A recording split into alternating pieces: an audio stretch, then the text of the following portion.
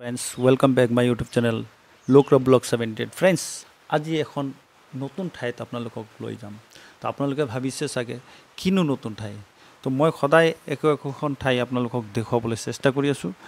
যত্ন কৰিম আৰু ইয়াতকৈ ভাল ভাল ঠাই যি মই নিজেও আনন্দ উপভোগ কৰিম আৰু আপোনালোককো সেই আনন্দ দিবলৈ চেষ্টা কৰিম ব্লগ ভিডিঅ'টো আৰম্ভ কৰোঁ তো আমি গৈ আছোঁ বাইকত মই আৰু মোৰ বন্ধু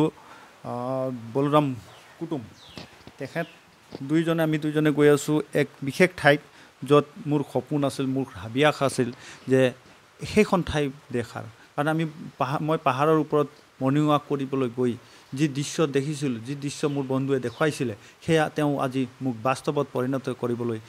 বাস্তৱ চকুৰে দেখুৱাবলৈ লৈ গৈ আছে মোক তো তেওঁক মই বিশেষভাৱে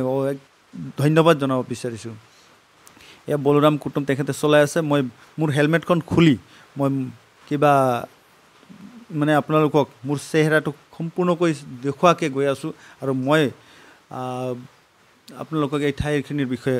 কৈ গৈ আছোঁ তো আপোনালোকে চাব যে প্ৰথমে আমি যাম ফেলকন ফেষ্টিভেল হোৱা ঠাইত য'ত গ'ল্ড ফিল্ড বুলি কয় আৰু ফেলকন ফেষ্টিভেলনো কি এই আছে আমি অলৰেডি আহি পাই গ'লোঁ আৰু ফেলকন ফেষ্টিভেল হোৱা এই নদীখন যিখন সাগৰৰ দৰে সমুদ্ৰৰ দৰে আপুনি দেখাত যেন সমুদ্ৰৰ এনে বাইক ৰাইড কৰি থকা যেন দেখাত লাগিছে কিন্তু এইখন সমুদ্ৰ নহয় এইখন হৈছে ডেমৰ পানী জমা হোৱা ঠাইত এইখন আমাৰ অন্য আন কোনো ষ্টেটত নাই আন কোনো ৰাজ্যত নাই এয়া হৈছে অসমৰ ভিতৰত ডিমা হাছাও নামে ঠাইত য'ত কপিলী জলবিদ্যুৎ প্ৰকল্পৰ পানী জমা হয় সেয়া আমাৰ ঘৰৰ ওচৰত নিচেই ঘৰৰ কাষত কিন্তু আমি নাজানো আমি গৈ পোৱা নাই তো আজি মই আপোনালোক দেখুৱাবলৈ যাম এইখন ঠাইৰ আৰু এইখন ঠাইৰ যি নাৱৰ এই বাইকখন চলাই যি পানীৰ ঢৌৰ সৃষ্টি হৈছে যেন লাগে সমুদ্ৰত বা সাগৰত জাহাজ চলি থকাখন চাই কেনে লাগিছে প্লিজ কমেণ্ট কৰি জনাব আৰু ইয়াত চাওক ইমান মানুহ ইমান মানুহে আনন্দ লৈ আছে তো আপোনাৰ মনটো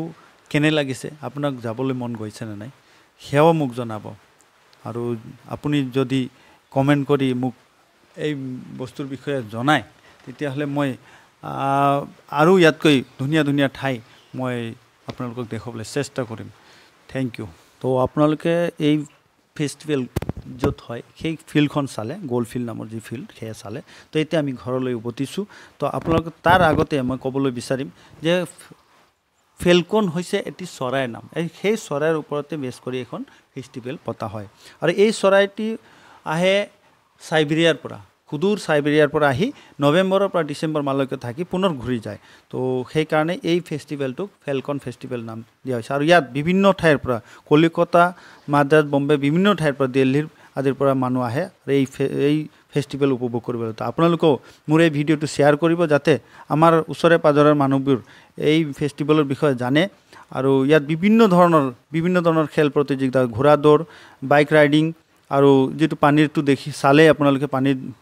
বাইক চলোৱা আৰু পেৰাচেলিঙো হয় তো গতিকে আপোনালোকেও আহক আৰু আপোনালোকেও আনক জনাৰ কাৰণে এই ভিডিঅ'টো শ্বেয়াৰ কৰক যাতে তেওঁলোকে আহি এই ঠাইৰ এই যি আনন্দ সেই আনন্দ উপভোগ কৰে থেংক ইউ